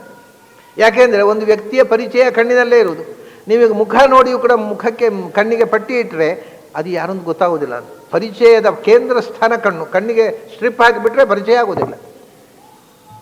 ಆದ್ದರಿಂದ ಅವನು ಹೇಳ್ತಾನೆ, ನೋಡು ಅಂತಂದಾಗ ಮೊದಲು ಭಗವಂತನ ಮುಖ, ಕಣ್ಣು ಹಾಯಿಸಿದೆ.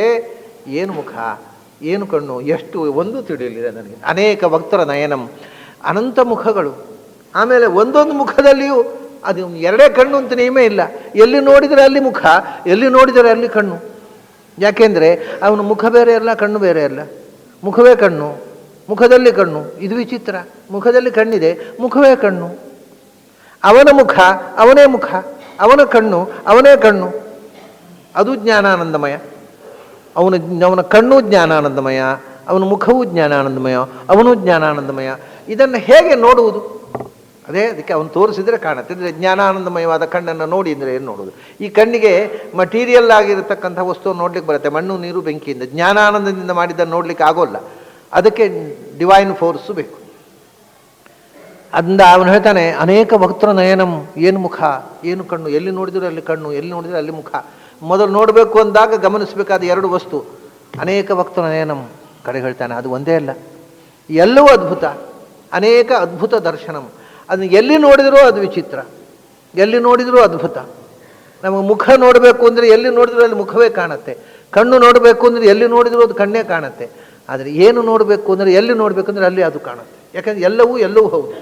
ಕಣ್ಣು ಮುಖವೂ ಹೌದು, ಮುಖ ಕಣ್ಣು ಹೌದು, ಕಣ್ಣು ಕಾಲು ಹೌದು, ಕಾಲು ಕಣ್ಣು ಹೌದು. ವಿಚಿತ್ರ ಅದು. ಹಾಗಾಗಿ ಎಲ್ಲಿ ಏನನ್ನು ನೋಡಬೇಕು ಅಂದರೆ ಅಲ್ಲಿ ಅದು ಕಾಣುತ್ತೆ. ಅದನ್ನು ಹೇಳ್ತಾನೆ, ಇದು ಲೋಕದಲ್ಲಿ ನಾವು ಏನನ್ನಾದರೂ ನೋಡಿದ ಹಾಗೆ ಅಲ್ಲ, ಇದೊಂದು ಅದ್ಭುತ ದರ್ಶನ. ಇದನ್ನು ಹೇಗೆ ಸಮೀಕರಿಸುವುದು? ಅಥವಾ ಲೋಕದ ದೃಷ್ಟಾಂತ ಕೊಟ್ಟು ಹೀಗೆ ಕಂಡಿತು ಅಂತ ಹೇಗೆ ಎಕ್ಸ್ಪ್ಲೇನ್ ಮಾಡುವುದು? ಲೋಕದಲ್ಲಿ ಇಂಥ ಒಂದು ದೃಷ್ಟಾಂತವೇ ಇಲ್ಲಲ್ಲ ಇದಕ್ಕೆ. ಅದನ್ನು ಅವನು ಹೇಳ್ತಾನೆ, ಅದ್ಭುತಂ, ಬೇರೆ ಶಬ್ದ ಇಲ್ಲ. ಏನು ಕಂಡಿತು ಅಂದರೆ ಅದು ಇನ್ಎಕ್ಸ್ಪ್ಲಿಕೇಬಲ್, ವಂಡರ್ಫುಲ್ ಅಷ್ಟೇ, ಅದ್ಭುತ. ಅದನ್ನು ವ್ಯಾಸರು ಕೃಷ್ಣನನ್ನು ಹುಟ್ಟಿದ ತಕ್ಷಣ, ಅವತಾರ ಆದ ತಕ್ಷಣ ಹೇಳಿದ ತಮ್ಮ ಅದ್ಭುತಂ ಬಾಲಕಂ ಅಂತ. ಆ ಮಗು ಎಂಥದ್ದು ಅಂದರೆ ಅದು ಅದ್ಭುತ ಇತ್ತು ರೀ ಅಷ್ಟೇ. ಯಾವ ಶಬ್ದದಿಂದ ಹೇಳೋದು? ಮಗು ಹೇಗಿತ್ತು? ಅದ್ಭುತವಾಗಿತ್ತು. Words fail to explain its beauty. ಅವನು ಹೇಗಿದ್ದ ಅಂತ ಹೇಳೋದು ಹೇಗೆ ರೀ? ಕಣ್ಣಾರೆ ಕಂಡರೂ ಹೇಳಲಿಕ್ಕಾಗಲ್ಲ, ಕಾಣದವರು ಬಿಡಿ. ನಮ್ಮ ಅನುಭೂತಿಗೆ ಮೀರಿದಂಥ ಒಂದು ಅನುಭವ ಅದು. ಆದ್ದರಿಂದ ಆ ರೂಪ ದರ್ಶನ. ಹಾಗಾಗಿ ಅದಕ್ಕೆ ನಮ್ಮಲ್ಲಿರತಕ್ಕಂಥ ಒಂದೇ ಒಂದು ಶಬ್ದ ಅಂದರೆ ಅದು ಅದ್ಭುತ, ಅಮೇಝಿಂಗ್. ಅಮೇರಿಕದವರಾದ್ರೆ ಅಮೇಝಿಂಗ್ ಅಂತಾರೆ. ನಮ್ಮ ಭಾರತೀಯರಾದರೆ ಅದ್ಭುತ ಅನ್ನೋ ಶಬ್ದ ಹೇಳ್ತಾರಲ್ಲೋ, ಮರೆತು ಹೋಗಿದೆ. ವಂಡರ್ಫುಲ್ ಅಂತಾರೆ, ಅದು ಶುದ್ಧ ಭಾರತೀಯ ಶಬ್ದ. ವಂಡರ್ಫುಲ್ ಅಂತಾರೆ. ಇದು ಬೇರೆ ಏನು ಶಬ್ದ ಇಲ್ಲ ಹೇಳಲಿಕ್ಕೆ. ಅದ್ಭುತ, ಅನೇಕ ಅದ್ಭುತ ದರ್ಶನಂ. ಎಲ್ಲಿ ನೋಡಿದರೆ ಅಲ್ಲಿ ಎಣಿಕೆ ಇಲ್ಲದಂಥ ನೋಟ, ಎಲ್ಲವೂ ಅದ್ಭುತ. ಎಲ್ಲಿ ಯಾವ ಭಾಗ ನೋಡಿದರೂ ಅದ್ಭುತ. ಅವನ ಕಣ್ಣು ಅದ್ಭುತ, ಅವನ ಕಿವಿ ಅದ್ಭುತ, ಅವನ ಮೂಗು ಅದ್ಭುತ, ಅವನ ಮುಖ ಅದ್ಭುತ, ಅವನ ತೋಳು ಅದ್ಭುತ, ಅವನ ಕಾಲು ಅದ್ಭುತ, ಎಲ್ಲವೂ ಅದ್ಭುತ. ಅನೇಕ ಅದ್ಭುತ ದರ್ಶನ. ಅಷ್ಟೇ ಅಲ್ಲ, ಅವನ ಅಂಗಗಳಲ್ಲಿ ಇಡೀ ವಿಶ್ವದ ಅದ್ಭುತವಾದ ನೋಟ. ಅವನ ಅಂಗವೇ ಅದ್ಭುತ. ಅವನ ಅಂಗದೊಳಗೆ ಇಡೀ ವಿಶ್ವದ ವಿಸ್ಮಯಕರವಾದ ದರ್ಶನ. ಇಡೀ ವಿಶ್ವ ಒಂದು ಕಡೆ ಕಾಣುವುದು ಒಂದು ಅದ್ಭುತ ಅಲ್ವಾ? ಬಾಯಲ್ಲಿ ವಿಶ್ವ ಕಂಡ ಹಾಗೆ. ಯಶೋದೆಗೆ ಹೇಳ್ತಾನೆ, ಭಗವಂತನ ಎಲ್ಲಿ ಯಾವ ಭಾಗದಲ್ಲಿ ಏನು ನೋಡಿದ್ರು ಅಂದರೆ ಆ ಒಂದೊಂದು ರೂಪ ಭಗವಂತನ ಒಂದು ರೂಪದಲ್ಲಿ ಕಾನ್ಸಂಟ್ರೇಟ್ ಮಾಡಿದ್ರೆ ಆ ರೂಪದೊಳಗೆ 18 ಅಕ್ಷೋಹಿಣಿ ಸೇನೆ ಒಂದೊಂದು ಅಂಥ ಅನಂತ ರೂಪಗಳು, ಒಂದೊಂದು ರೂಪದಲ್ಲೂ 18 ಅಕ್ಷೋಹಿಣಿ ಸೇನೆ ಅಂತರ್ಗತ. ಇದು ಏನು ಎತ್ತ ಅದೆಲ್ಲ ಹೇಳಲಿಕ್ಕಾಗೋಲ್ಲಪ್ಪ, ಅದ್ಭುತ ಅಷ್ಟೇ. ಹೇಗೆ ಎಕ್ಸ್ಪ್ಲೇನ್ ಮಾಡೋದು? ಅನುಭವಿಸಿಯೇ ತಿಳಿಬೇಕಾದ ಸಂಗತಿ. ಅನೇಕ ಅದ್ಭುತ ದರ್ಶನ.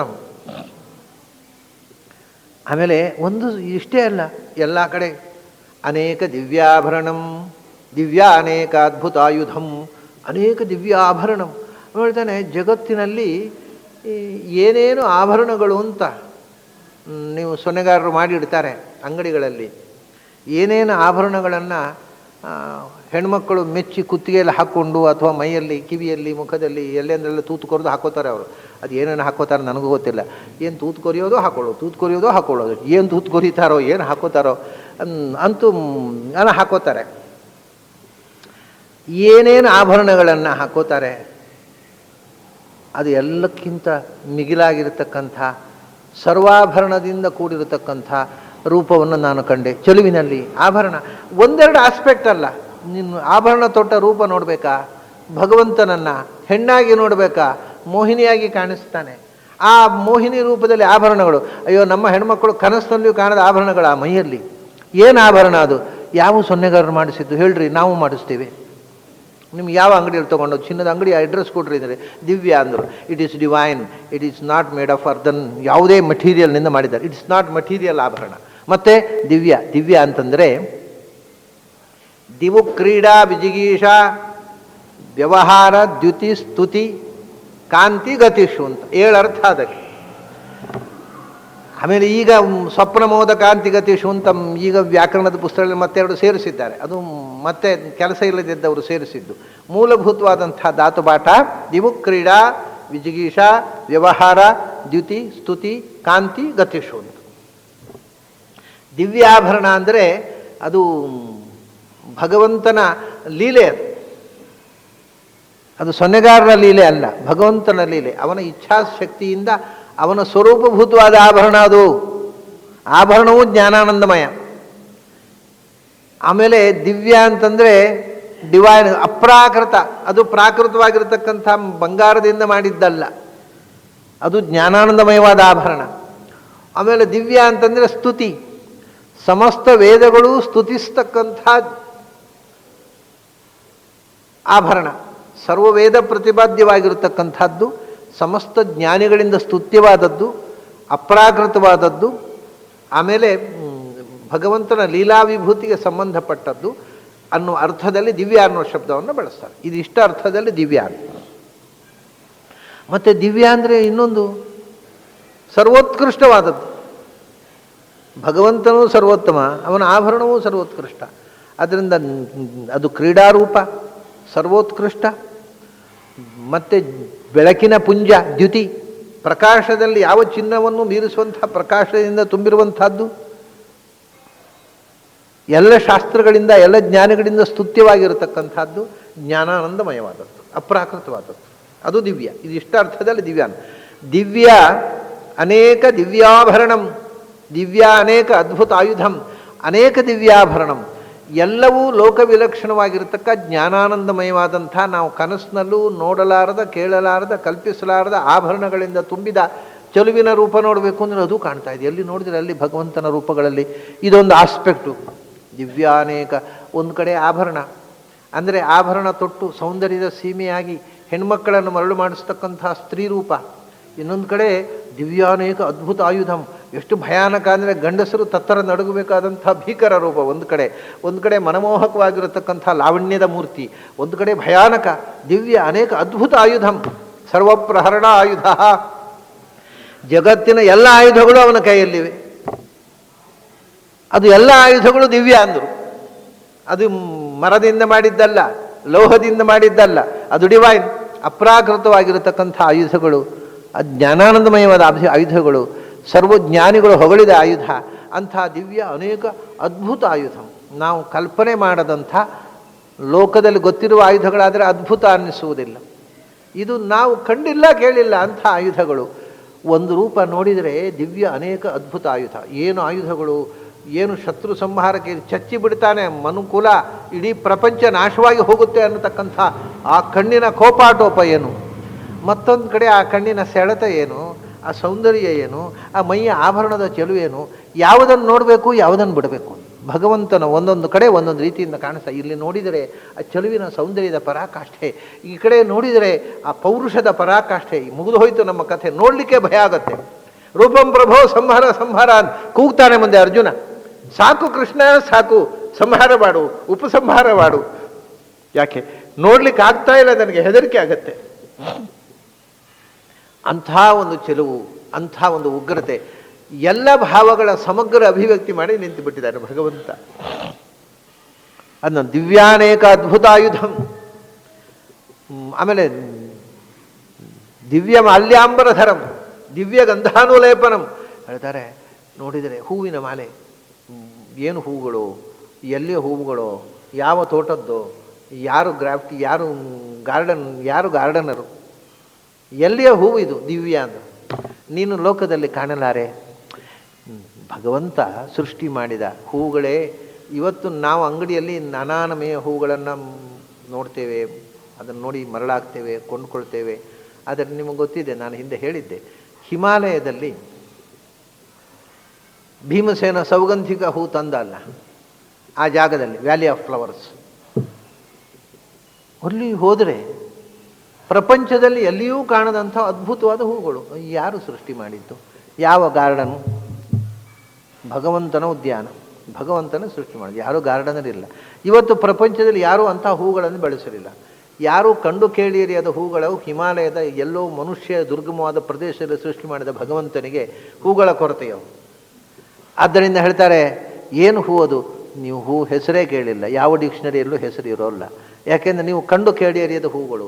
ಆ ಹೂವಿನ ವಿನ್ಯಾಸದ ವೈವಿಧ್ಯ ಏನು, ದಿವ್ಯ ಮಾಲ್ಯ ಅಂಬರ ಬಟ್ಟೆಗಳ ವಿನ್ಯಾಸ ಏನು, ಏನೇನು ಅವನ ಆ ಪೀತಾಂಬರ ಬಟ್ಟೆಗಳ ಬಣ್ಣ ಏನು, ಎಲ್ಲವೂ ಡಿವೈನ್, ಎಲ್ಲವೂ ಜ್ಞಾನಾನಂದಮಯ. ಯಾವುದು ಮಟೀರಿಯಲ್ ಅಲ್ಲ, ಅಂಗಡಿಯಲ್ಲಿ ತಂದದ್ದಲ್ಲ. ಮಾಲ್ಯಾಂಬರಧರಂ, ಆ ಮಾಲೆಗಳು, ಆ ಬಟ್ಟೆಗಳ ವಿನ್ಯಾಸ, ಆ ಚೆಲುವಿನ ಒಂದು ವೈವಿಧ್ಯ ಯಾರು ನೋಡಿ. ದಿವ್ಯ ಮಾಲ್ಯಾಂಬರಧರಂ ದಿವ್ಯ ಗಂಧಾನುಲೇಪನಂ. ಅವನು ಹೇಳ್ತಾನೆ, ಆ ರೂಪ ನೋಡ್ತಾ ಇದ್ದ ಹಾಗೆ ಸರ್ವಾಂಗದ ಅನುಭವ, ಸರ್ವಾಂಗಗಳಿಗೂ ಒಂದು ಅನುಭವ. ಏನು ಹೇಳ್ತಾನೆ, ನೋಡ್ತಾ ಇದ್ದ ಹಾಗೆ ಮೂಗು ಅರಳಿತು. ಮೂಗು ಯಾಕೆ ಅರಳಿತು ಅಂದರೆ, ಏನು ಕಂಪೋದು, ಸ್ಮೆಲ್, ಗಂಧ, ಏನು ಸುಗಂಧ. ಅದು ಊದುಬತ್ತಿ ಹತ್ತಿಟ್ಟು ಸುಗಂಧ ಅಲ್ಲ, ಭಗವಂತನ ಮೈಯಿಂದ ಜ್ಞಾನಾನಂದಮಯವಾದ ಗಂಧ ಬರ್ತಾ ಇದೆ. ಜ್ಞಾನ ಸುಖ ಸುಖ, ಮೂಗು ಅರಳುತ್ತೆ. ಏನು ಸೌಗಂಧ್ಯ ಅದು! ಭಗವಂತನ ದರ್ಶನದಿಂದ ಸರ್ವೇಂದ್ರಿಯಗಳಿಗೆ ತೃಪ್ತಿ ಆಗ್ತಾ ಇದೆ, ಮೂಗು ಅರಳುತ್ತಾ ಇದೆ. ಯಾಕೆಂದರೆ ಆ ಸೌಗಂಧ್ಯ, ಭಗವಂತನ ಮೈಯಿಂದ ಬರತಕ್ಕಂಥ ದಿವ್ಯಗಂಧ, ಅದನ್ನು ಇಡೀ ಮೈಯಿಂದ ಗಂಧಲೇಪನದ ಒಂದು ಸೌಗಂಧ್ಯ ಬರ್ತಾ ಇದೆ, ಮೂಗಿಗೆ ಹೊಡಿತಾ ಇದೆ. ಅದೇ ಒಂದು ಆನಂದ. ಏನಾಗುತ್ತೆ ಗೊತ್ತಾ? ಆಹಾ, ಆ ಸೌಗಂಧ್ಯವನ್ನೇ ಅನುಭವಿಸ್ತಾ ಕಣ್ಮುಚ್ಚಿ ಕೂತ್ಕೋ. ಅಯ್ಯೋ, ಕಣ್ಣು ಮುಚ್ಚಿಬಿಟ್ರೆ ಈ ರೂಪ ನೋಡೋದಕ್ಕೆ ವಂಚಿತರಾಗ್ತೇವೆ. ಹೀಗೆ ಕಣ್ಣು ತೆರೆದು ಮೂಗು ತೆರೆದು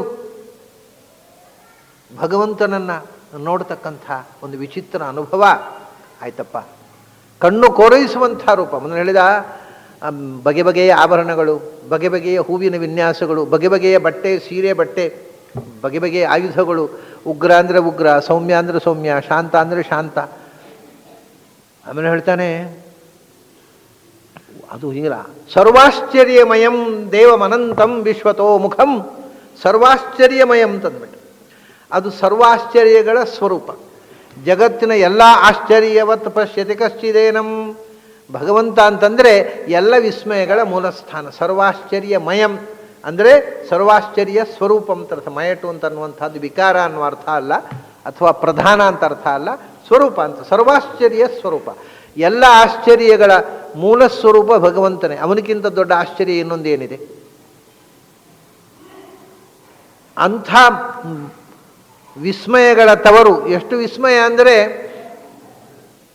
ಅವನು ಇಂಥ ಒಂದು ಅದ್ಭುತವಾದ ವಸ್ತು ಆಗಿ ಇಡೀ ಜಗತ್ತನ್ನು ರಕ್ಷಣೆ ಮಾಡ್ತಾ ಇದ್ರೂ ನಾವು ದೇವರನ್ನು ನಂಬೋಲ್ಲ ಅಂತ ಹೇಳ್ತಕ್ಕ ಜನರಿದ್ದಾರೆ. ಅಂಥವರನ್ನು ರಕ್ಷಣೆ ಮಾಡ್ತಾನೆ. ಅದು ವಿಸ್ಮಯ ಅಲ್ವಾ? ಭಾರಿ ಅದ್ಭುತ. ಸರ್ವಾಶ್ಚರ್ಯಮಯಂ ಜಗತ್ತಿನ ಎಲ್ಲ ಆಶ್ಚರ್ಯಗಳ ಮೂಲ ಸ್ಥಾನ. ದೇವಂ ನೋಡಿ, ವಿಶ್ವರೂಪ ಏನು ಅಂದರೆ ಅವನೇ ಭಗವಂತ. ದೇವಂ ಅದು ಆ ರೂಪವೇ ದೇವ, ದಿವ್ಯ ರೂಪ, ಭಗವಂತನ ಸ್ವರೂಪ. ಅನಂತಂ, ಭಗವಂತನು ಅನಂತ, ಆ ರೂಪವೂ ಅನಂತ. ಯಾಕೆ ಅನಂತ ಅಂತ ಕೊಟ್ಟರು ಅಂದರೆ ಎರಡು ಅರ್ಥದಲ್ಲಿ. ಒಂದು, ಎಲ್ಲಿ ನೋಡಿದ್ರೂ ಒಂದು ಮುಗಿಯಿತು ಅಂತಿಲ್ಲ, ಎಲ್ಲಿ ಶುರುವಾಯಿತು ಎಲ್ಲಿ ಮುಗಿಯಿತು. ನಾಂತೋ ನಚಾದಿರ್ನಚ ಸಂಪ್ರತಿಷ್ಠ, ಎಲ್ಲಿ ಶುರುವಾಯಿತೋ ಗೊತ್ತಿಲ್ಲ, ಎಲ್ಲಿ ಮುಗಿಯಿತೋ ಗೊತ್ತಿಲ್ಲ, ಎಲ್ಲಿ ನೋಡಿದ್ರೂ ಅಲ್ಲಿ ಉಂಟಪ್ಪ ಅನಂತ. ಮತ್ತೆ ಈಗ ತೋರಿಸಲಿಕ್ಕೋಸ್ಕರ ಸೃಷ್ಟಿ ಮಾಡಿದ್ದಲ್ಲ, ಮತ್ತು ಅರ್ಜುನ ನೋಡಿ ಮುಗಿದ ಮೇಲೆ ಸಂಹಾರ ಮಾಡಲಿಯೂ ಇಲ್ಲ. ಮತ್ತು ಅನಂತಂ ಅದು ಯಾವಾಗಲೂ ಇತ್ತು, ಈಗ ಖಂಡಿತು ಅಷ್ಟೇ. ಅನಂತ ಅಂದರೆ ಅಳಿವಿಲ್ಲದ ರೂಪ, ತುದಿ ಮೊದಲಿಲ್ಲದ ರೂಪ. ಎಲ್ಲಿ ಪ್ರಾರಂಭ, ದೇಶತಃ ಅಂತವೂ ಇಲ್ಲ, ಕಾಲತಃ ಅಂತವೂ ಇಲ್ಲ, ಎಲ್ಲಿ ನೋಡಿದರೂ ಅಲ್ಲಿ ಕಾಣುತ್ತಪ್ಪ. ಅಂದರೆ ಅದಕ್ಕೆ ಕೊನೆ ಇಲ್ಲ. ಈಗ ಕಂಡಿತು ಅಂದರೆ ಆಗ ಇರಲಿಲ್ಲ ಅಂತಲ್ಲ, ನಿನಗೆ ಕಂಡಿರಲಿಲ್ಲ ಅಷ್ಟೇ. ನಿನಗೆ ಈಗ ಕಂಡಿತು, ಆಗ ಕಂಡಿರಲಿಲ್ಲ. ಆದರೆ ಈಗಲೂ ಇತ್ತು, ಆಗಲೂ ಇತ್ತು, ಎಂದೆಂದೂ ಇರುತ್ತೆ. ಮತ್ತು ಎಲ್ಲೆಲ್ಲ ಎಲ್ಲರೂ ಒಂದು ಕಡೆ ಮುಗಿಯಬೇಕಲ್ಲ. ಈಗ ನಾವು ರಣಭೂಮಿ 18 ಅಕ್ಷೋಹಿಣಿ ಸೇನೆ, ಅದರ ಆಚೆಗೆ ಹೋದರೆ ಅದರ ಆಚೆಗೆ ಹೋದರೂ ಉಂಟು ಅಲ್ಲ. ಇದೆಲ್ಲ ಬಿಟ್ಟು ಭಾರತವನ್ನು ಬಿಟ್ಟು ಅಮೇರಿಕಕ್ಕೆ ಹೋದರೆ ಅಲ್ಲಿಯೂ ಉಂಟು. ಕಾಣುವ ಕಣ್ಣು ಇಲ್ಲದಿದ್ದರೆ ಇಲ್ಲಿದ್ದರೂ ಕಾಣುವಲ್ಲ, ಅಲ್ಲಿದ್ದರು. ವಿಶ್ವತೋ ಮುಖಂ, ನೀನು ಪ್ರಪಂಚದ ಯಾವ ದಿಕ್ಕಿಗೆ ಹೋದರೆ ಅಲ್ಲಿ ಭಗವಂತನ ರೂಪ ಇದೆ. ಆದರೆ ವಿಶ್ವರೂಪ ಅನ್ನೋದು ಯುದ್ಧ ಕಾಲದಲ್ಲಿ ನಿರ್ಮಾಣ ಆದದ್ದಲ್ಲ, ಮತ್ತು ಆ ಯುದ್ಧರಂಗದಲ್ಲಿ ಮಾತ್ರ ರೂಪುಗೊಂಡದ್ದಲ್ಲ. ವಿಶ್ವತೋ ಮುಖಂ, ವಿಶ್ವತಶ್ಚಕ್ಷುರುತ ವಿಶ್ವತೋ ಮುಖೋ ವಿಶ್ವತೋ ಬಾಹುರುತ ವಿಶ್ವತಸ್ಪಾತ್, ವಿಶ್ವತಶ್ಚಕ್ಷುರುತ ವಿಶ್ವತೋ ಮುಖೋ ವಿಶ್ವತೋ ಹಸ್ತ ಉತ ವಿಶ್ವತಃ ಪಾತ್. ಋಗ್ವೇದ ಯಜುರ್ವೇದ ಎಲ್ಲದರಲ್ಲಿ ಈ ಮಂತ್ರವನ್ನೇ ಹೇಳೋದಲ್ಲ. ವಿಶ್ವತಃ ಎಲ್ಲ ಕಡೆಯೂ ಮುಖ. ಮುಖ ಅಂದರೆ ಸ್ವರೂಪ ಅಂತ ಅರ್ಥ. ಮುಖವು ಯಾಕೆ ಮುಖ ಅಂದರೆ ಯಾವಾಗಲೂ ನೋಡಿ, ನಾನು ಆಗಲೇ ಹೇಳಿದ ಹಾಗೆ, ಮುಖ್ಯವಾಗಿ ಒಂದು ವ್ಯಕ್ತಿಯನ್ನು ನೋಡುವಾಗ ನಾವು ಮುಖದ ಕಡೆಗೆ ನೋಡ್ತೇವೆ. ಮುಖ ಅಂದರೆ ಒಟ್ಟು ಪರ್ಸನಾಲಿಟಿ ಅಂತ ಅರ್ಥ. ಎಲ್ಲೆಡೆಯೂ ಎಲ್ಲ ರೂಪವೂ ಇದೆ, ಎಲ್ಲೆಡೆಯೂ ಅವನ ಮುಖ, ಎಲ್ಲೆಡೆಯೂ ಅವನ ಕಣ್ಣು, ಕಾಲು, ಕೈ, ಸರ್ವಾಂಗಗಳು ಎಲ್ಲೆಡೆ ತುಂಬಿರುವ, ಎಲ್ಲ ಕಾಲದಲ್ಲಿ ಎಲ್ಲ ದೇಶಗಳಲ್ಲಿರುವ ಅನಂತವಾದ ಭಗವಂತನ ಸ್ವರೂಪಭೂತವಾದ ಈ ರೂಪವನ್ನು ದರ್ಶಯಾಮಾಸ, ಅರ್ಜುನನಿಗೆ ಕೃಷ್ಣ ತೋರಿಸಿದ. ಹೇಗೆ ಕಂಡ ಅರ್ಜುನ? ಅರ್ಜುನ ಹೇಗೆ ಕಂಡನೋ ಗೊತ್ತಿಲ್ಲ. ಸಂಜಯನಿಗೆ ಹೇಗೆ ಕಂಡಿತು? ಯದಿ ಸೂರ್ಯ ಸಹಸ್ರಸ್ಯ ಭವೇದ್ ಯುಗವದ್ ಉದ್ಧಿತ ದಿವಿ ಸೂರ್ಯ ಸಹಸ್ರಸ್ಯ ಭವೇದ್ ಯುಗವದ್ ಉದ್ಧಿತ ಯದಿ ಭಾಹ ಸದೃಶಿ ಸಾ ಸ್ಯಾತ್ ಭಾಸಸ್ತಸ್ಯ ಮಹಾತ್ಮನಃ. ಅವನು ಹೇಳ್ತಾನೆ, ಹೇಗೆ ಕಂಡಿತು ಅಂದರೆ ಹೇಗೆ ಹೇಳೋದು? ನಾನು ಹೇಳ್ತೇನೆ, ಸಾವಿರಾರು, ಸಹಸ್ರ ಅಂದರೆ 1,000 ಅಂತಲ್ಲ, ಸಾವಿರಾರು ಸೂರ್ಯರು, ಒಟ್ಟು ಎಷ್ಟು ಅಂತ ಅವನಿಗೆ ಹೇಳಲಿಕ್ಕೆ ಬರೋದಿಲ್ಲ, ಅದಕ್ಕೆ ಒಂದು ಶಬ್ದ ಹೇಳಬೇಕಲ್ಲ. ಸಾವಿರಾರು ಸೂರ್ಯರು ಒಮ್ಮೆಗೆ ಆಕಾಶದಲ್ಲಿ ಉದಿಸಿದರೆ ಹೇಗೆ ಇದ್ದೀತು ಕಲ್ಪಿಸಿಕೊಳ್ಳಿ ಅಂತಾನೆ ಅವ. ಇದು ಈ ವಿಷಯದಲ್ಲಿ ಧೃತರಾಷ್ಟ್ರನು ಮಾತ್ರ ಅಲ್ಲ, ಎಲ್ಲರೂ ಕುರುಡರೆ. ಸಾವಿರಾರು ಸೂರ್ಯರ ರೂಪವನ್ನು ಧೃತರಾಷ್ಟ್ರನಾಗಿ ನಾವು ಕಲ್ಪಿಸಬೇಕು, ಕಂಡದ್ದಿಲ್ಲ.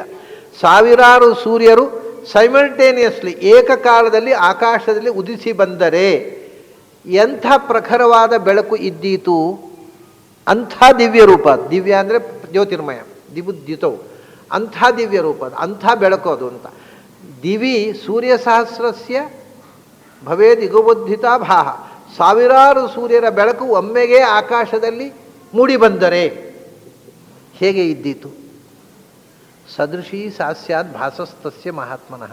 ಪ್ರಾಯ ಹೇಳ್ತಾನೆ, ಕೃಷ್ಣನನ್ನು ಆ ವಿಶ್ವರೂಪದಲ್ಲಿ ಕಂಡಾಗ ಆ ಬೆಳಕಿನ ಅನುಭವ ಆಯ್ತಲ್ಲ, ಅದು ಪ್ರಾಯ ಅದಕ್ಕೆ ಸುಮಾರಾಗಿ ಸಾಟಿ ಇರಬಹುದು. ಸಾವಿರಾರು ಅಲ್ರಿ, ಸಾವಿರಾರು ಸೂರ್ಯರು ಉದಿಸಿದರೆ ನೋಡ್ಲಿಕ್ಕೆ ನೀನು ಎಲ್ಲಿರ್ತೀಯ, ಸುಟ್ಟು ಹೋಗ್ತೀಯ. ಆದರೆ ಇದು ಇನ್ನೊಂದು ಅದ್ಭುತ. ಸಾವಿರಾರು ಸೂರ್ಯರು ಉದಿಸಿದರೆ ನೋಡುವ ಕಣ್ಣೇ ಇರೋಲ್ಲ, ನಾವೇ ಇರೋಲ್ಲ. 1000 ಬೇಡ, 100 ಸೂರ್ಯರು ಉದಿಸಿದ್ರು ಭೂಮಿಯಲ್ಲಿ ಬದುಕಲಿಕ್ಕೆ ಸಾಧ್ಯ ಇಲ್ಲ, ಸುಟ್ಟು ಭಸ್ಮ. 10 ಸೂರ್ಯರು ಉದಿಸಿದರೆ ಭೂಮಿಯಲ್ಲಿ ಬದುಕಲಿಕ್ಕೆ ಸಾಧ್ಯ ಇಲ್ಲ. ಬಟ್ ಸಾವಿರಾರು ಸೂರ್ಯರ ಬೆಳಕು ಅಂದರೆ ಎಂಥದ್ದು?